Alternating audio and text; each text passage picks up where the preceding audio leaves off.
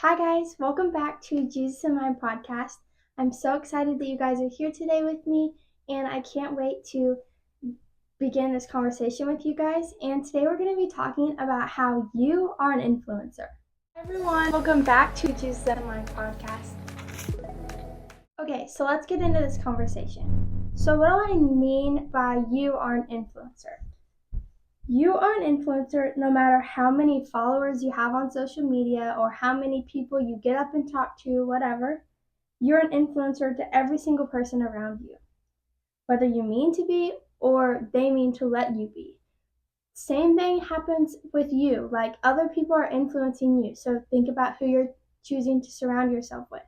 Just like you're influencing people, no matter if you mean to be influencing people at that time. It doesn't matter if you're the youngest person in the room or not, you're still going to be influencing someone in some way or somehow. I know it's easy to feel like when you're the youngest person in the room that you don't really have a say, you don't like your ideas don't matter, whatever.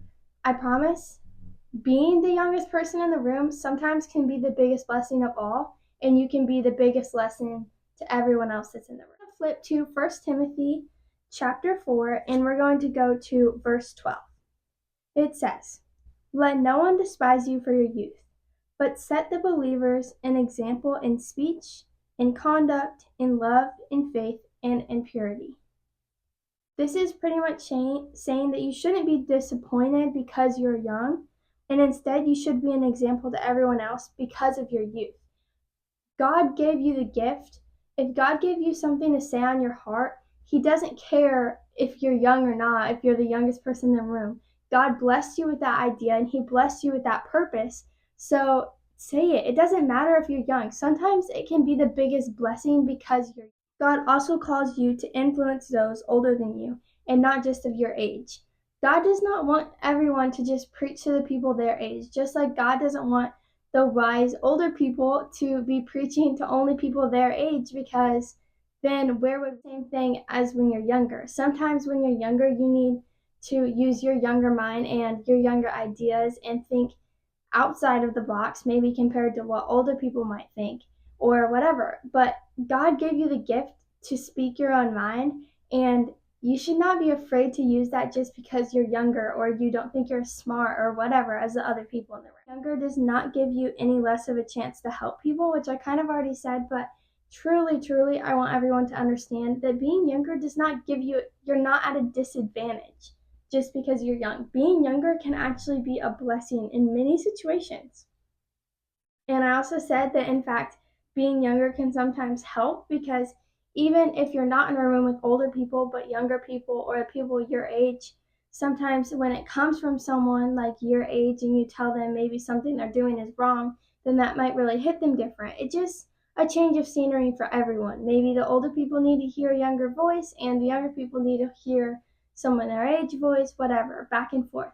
It really just everyone, if God puts it on your heart to say something in that moment, don't be afraid to do it just because you're afraid people will judge you or people will look down on you for it. Don't do it, because if God put it on your heart, God's probably also going to put it on their hearts like, whoa, that girl just really helped me, you know? So just don't be afraid to say something that you feel like God has really put on your heart.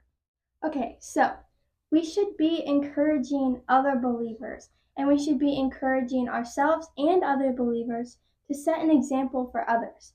So what I mean by that is that you, no matter who you are, what you've done, where you've been, how old you are, how young you are, how many followers you have on social media, whatever, if you even have social media, I don't care.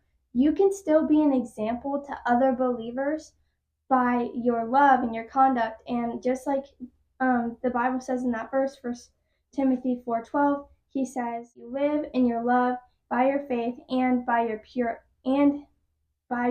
life." So that means literally by everything that you do, regardless of your age, you cannot let your age hold you back. You have to say what God has put in your heart, and you need to, and it'll help so many people. And it doesn't matter. I don't care like what kind of format, whatever that you think you're messing up. I promise you're not. So just trust that and trust God and just trust yourself, honestly.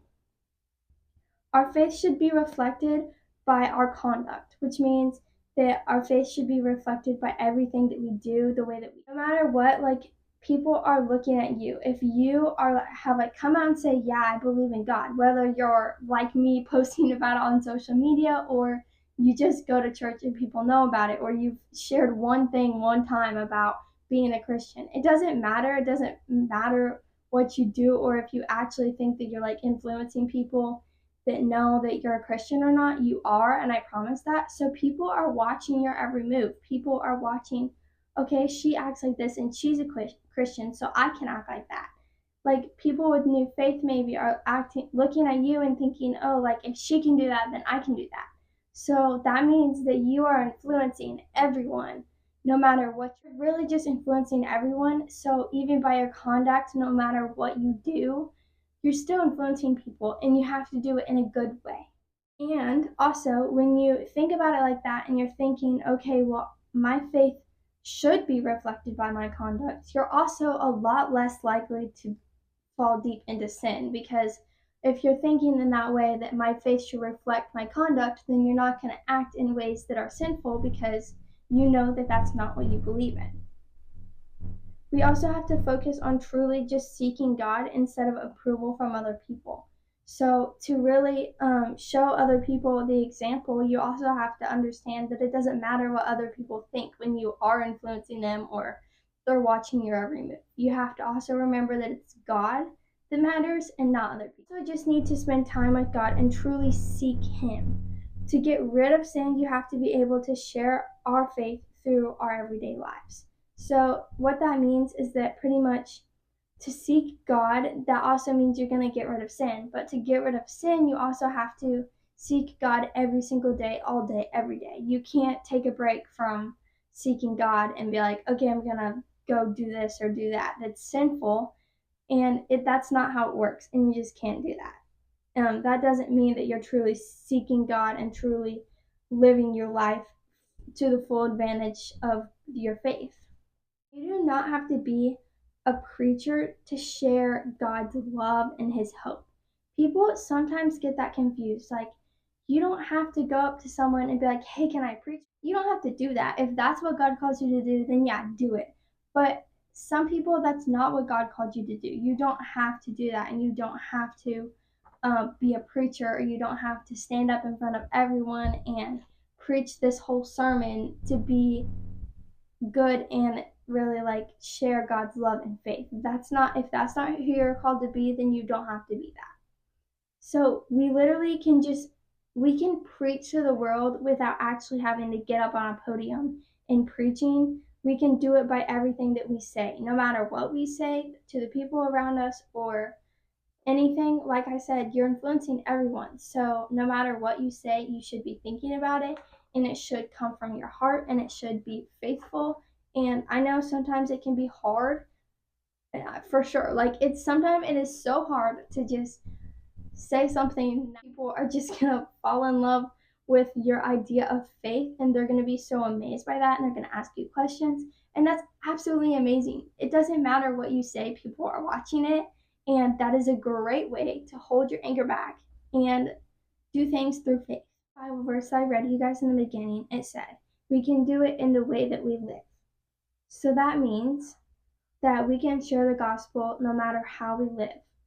So that means that it doesn't matter if you're, like I said earlier, a preacher or not, and it doesn't matter if you're famous on social media or not. You can be a preacher to the world around you, and you can share the gospel no matter how you live or how popular you are. If you live in a city, if you don't, whatever, I don't care. You can still share God's glory and God's hope and love with the world. This means that living our lives for God and with God 24/7. We can be an example by the way that we love other people, our friends, our families, and even our enemies. That's the key, is obviously you're going to love your friends and your family. You love them. They're your friends and your family. But the real kicker is loving your enemies, because when you can live your life loving your enemies, like truly loving your enemies and praying for them and hoping that they find God and they can get help, that is when you know you've done something right, and that's when you've really showed your faith through your life. And we can be an example on how strong our faith is and how we show that to the people around us. Because when you have strong faith with yourself, that's going to pierce through everything that people are seeing you do, no matter what you're doing in your life. So don't let anyone ever downgrade you in your faith just because you're younger or just because you're newer to the faith. You can show the world around you how strong your faith is by just by living your faith through your everyday life and to live purely with God. Thank you so much for watching. I hope you enjoyed this and I hope it helped you. Don't forget that you guys can always comment or private message me on TikTok or Instagram, and I would love to answer your guys' questions. If you have more to add to what I just said, if you had something you want to discuss, please reach out to me and I'd love to answer your questions. And also, on that note, don't forget to follow my Instagram and my TikTok, both under Jesus in Mind 00. I post on my TikTok every single day, and I post on my Instagram every time I post a new podcast. I post my sermon notes. I just honestly just post my life on there too. So yeah, don't forget to look at that. And obviously, don't forget to like and subscribe if you want to see more videos like this. Thank you guys so much for watching. Bye. Hi guys, I'm back on here also to say that if you do want to learn more about this verse and really just dive in, also have a night of worship, I would love to invite each and every one of you to the Stand Up Youth Rally that my mom, and my FCA advisor, and a few other people at my school are going to be working on. I will put the flyer up here for everyone to look at, and if you are close by or near and you want to really learn more about Jesus, and we're going to have a night of worship, we're going to have some games to play. It is for everyone. It's specifically for junior high and high school, but if you're around that range or out of high school or whatever, you're totally invited to come. And I can't wait to see you all there. Bye.